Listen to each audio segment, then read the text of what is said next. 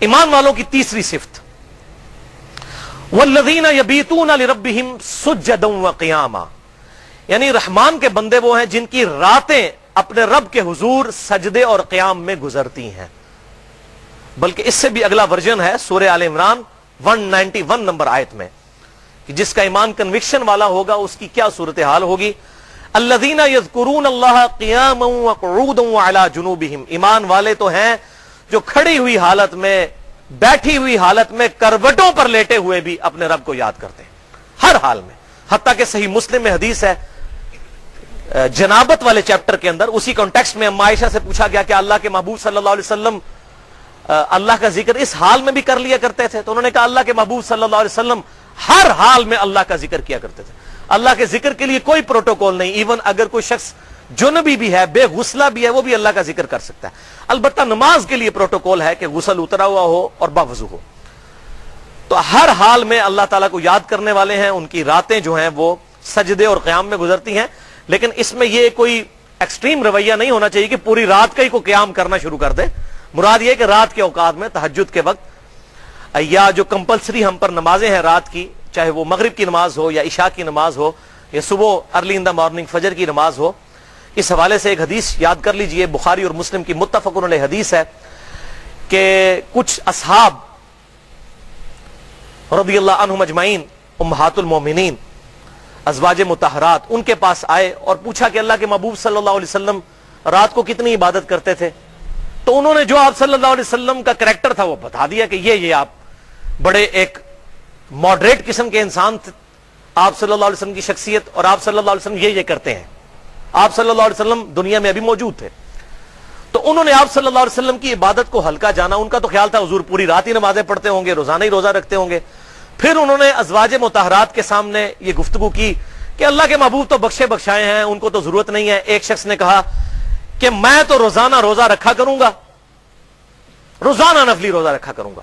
دوسرے نے کہا کہ میں پوری رات نماز پڑھا کروں گا. تیسرے نے کہا کہ میں نکاح نہیں کروں گا، کیونکہ عورتوں کے ساتھ نکاح کرنے سے پھر انسان کو ایک فیملی لائف گزارنا پڑتی ہے، ذمہ داری آ جاتی ہے، پھر بندہ اللہ تعالیٰ کو رسپانس نہیں کر سکتا.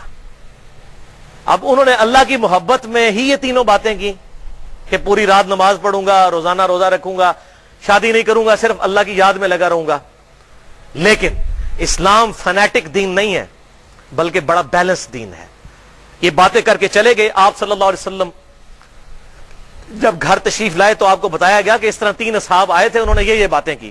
تو اللہ کے محبوب صلی اللہ علیہ وسلم بڑے جلال میں آئے، ان کو بلایا اور فرمایا اللہ کی قسم میں تم سے بڑھ کر اللہ کا تقوی رکھتا ہوں. یہ بڑی بات تھی اللہ کے محبوب صلی اللہ علیہ وسلم نے جو بات ارشاد فرمائی، میں تم سے زیادہ نیک ہوں، لیکن میں رات کو نماز پڑھتا بھی ہوں اور سوتا بھی ہوں، میں نفلی روزے رکھتا بھی ہوں، چھوڑ بھی دیتا ہوں، اور دیکھو میں نے کتنی بیویاں کی ہوئی ہیں.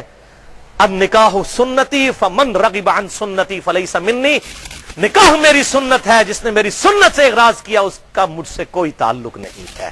یہاں پر آپ نے ارشاد فرمایا تھا.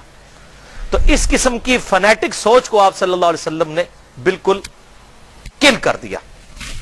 بہرحال اس حوالے سے اللہ تعالیٰ نے ایک ڈیٹم لائن ہمارے لیے مقرر کر دی ہے رات کی نمازوں کے حوالے سے، ایک مغرب کی نماز، ایک فجر کی نماز اور ایک عشاء کی نماز. یہ بھی رات کے ہی اس ایک مشکل پہر کے اندر یہ 3 نمازیں آتی ہیں کہ جس کے اندر انسان کے لیے بستر کو چھوڑنا مشکل ہو جاتا ہے.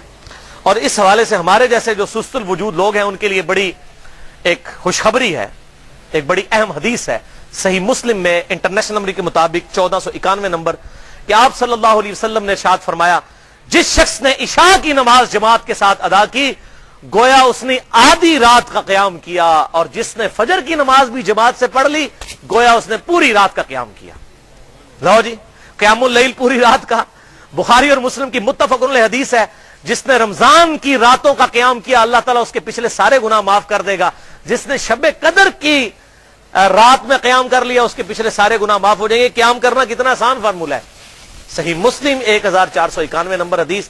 عشاء اور فجر کی نماز جماعت سے پڑھے، لیکن اس میں یاد رکھیے گا جماعت یہ نہیں کہ جا کے اتحیات مل رہے ہو وہ آخری رکعت ہی نہ بھائی، پوری نماز جماعت کے ساتھ کوئی رکعت فوت نہ ہو، رکعت فوت نہ ہو. پہلی رکعت میں امام کے ساتھ شامل ہو جائیں رکوع سے پہلے، اور اس حال میں کہ سورۃ الفاتحہ بھی پڑھ لیں تو پھر انشاءاللہ تعالی پوری رات کے قیام کا ثواب مل جائے گا. اور یہ کتنی بڑی خوشخبری ہے. تو یہ تو میں نے آپ کو آسان طریقہ بتا دیا. والذین یبیتون لربہم سجدا وقیاما.